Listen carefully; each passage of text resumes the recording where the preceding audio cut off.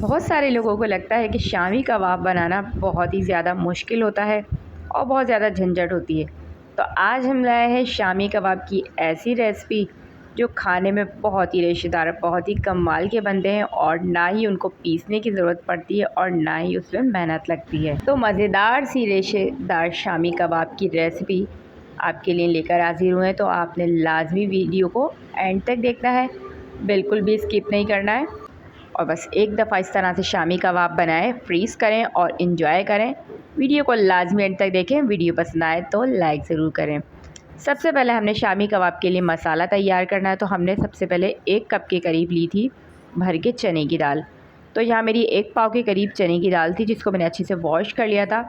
और यहाँ मैं ले रही हूँ बीफ का गोश्त, जिसको मैंने आधा किलो बीफ का गोश्त लिया है। बड़े बड़े से मैंने इसमें मोटी हमने साइज़ की बोटियाँ लेनी है, बहुत ज़्यादा छोटी नहीं करनी, क्योंकि बड़े साइज़ की लेने से ये होता है कि रेशा बहुत अच्छा बनता है। साथ ही मैंने 8 से 10 इसमें साबुत लाल मिर्चें शामिल की हैं, साबुत गरम मसाला शामिल किया है, 1 टीस्पून मैंने इसमें नमक शामिल किया है और साथ ही एक मैंने प्याज कट करके मोटी मोटी सी शामिल कर दी है। साथ ही मैंने इसमें शामिल किया है सौंफ का पाउडर 1 टीस्पून और मैंने शामिल किया है अदरक लहसुन का पेस्ट 1 टीस्पून।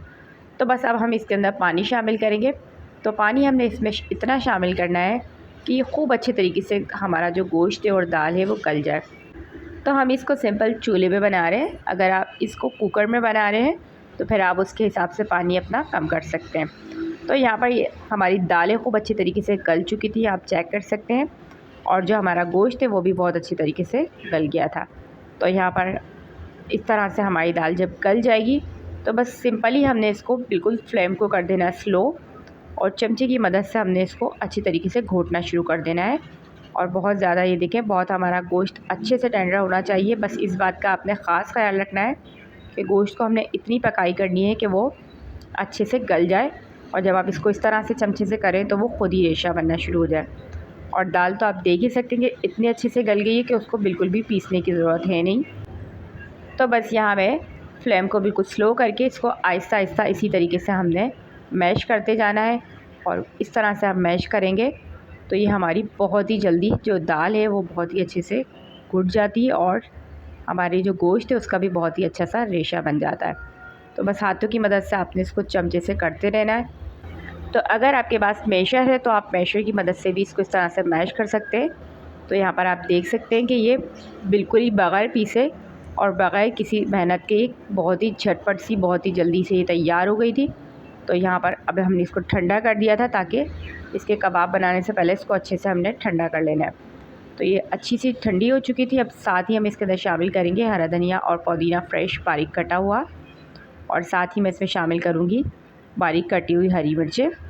तो आपको पता है ये लाजमी कबाबों में जाती है, इससे बहुत अच्छा इसका फ्लेवर आता है। और अब मैं इसके अंदर शामिल करने लगी हूँ 1 टीस्पून ब्लैक पेपर मैं इसमें शामिल करूँगी। और यहाँ पर अच्छे तरीके से हम इसको एक अंडा डाल के मिक्स करेंगे। तो यहाँ अंडे की क्वांटिटी आप, अगर आपका बहुत ज़्यादा ड्राई हो रहा हो बेटर तो आप उसके अंदर 2 अंडे भी शामिल कर सकते हैं। और अगर आपका बहुत ज़्यादा पतला हो रहा हो तो आप अंडा शामिल करने के बाद थोड़ी देर के लिए इसको फ्रिज में रख दें। उससे ये होगा कि ये अच्छे से फिर आपके कबाब बनेंगे और बहुत ज़्यादा पतले नहीं होंगे। तो बस हाथों की मदद से हमने इसको अच्छी तरीके से मिक्स करना है और मिक्स करने के बाद आपने इसके कबाब बना लेने हैं। और कबाब बनाकर आपने इसको आराम से फ्रीज़ में रखना है और बग़ैर मेहनत के शामी कबाब आपके मज़ेदार से तैयार हो जाएंगे। और बस इसको निकालें, फ्राई करें जब भी शामी कबाब खाने का आपका दिल चाहे। तो यहाँ पर मैं इसको कबाब बनाने लगी हूँ। तो कबाब बहुत ज़्यादा मोटे ना बनाएं और बहुत ज़्यादा पतले भी ना बनाएं, नॉर्मल साइज़ के आप इसके कबाब बनाएं तो बहुत ही ज़बरदस्त बनते हैं। और अब हमने इसमें अंडा शामिल कर दिया, तो जब आप इसको फ्राई करेंगे तो ये बिल्कुल भी टूटेंगे भी नहीं, बहुत अच्छे बनते हैं ये कबाब। तो बस यहाँ पर मैंने कबाब के साइज़, नॉर्मल साइज़ का एक कबाब तैयार कर लिया था। इसी तरीके से हम सारे के सारे कबाब बनाकर रेडी कर लेंगे। तो यहाँ आप देख सकते हैं कि मैंने सारे के सारे कबाब बनाकर रेडी कर लें। तो सारे आपने एक ही साइज़ के कबाब बनाने हैं और बहुत ही ज़बरदस्त लग रहे थे ये। बस इसको बनाएं आप और आराम से सारे कबाबों का आप फ्रीज़ करें और जितने कबाब आपको तलने हैं आप तलें और बाकी को फ्रीज़ कर दें। तो यहाँ पर फ्राई पैन के अंदर मैंने ऑयल को अच्छे से कर लिया था गरम। ऑयल गरम होना चाहिए जब हम कबाब डालें। इसमें ठंडे ऑयल में आपने कबाब बिल्कुल भी नहीं डालने।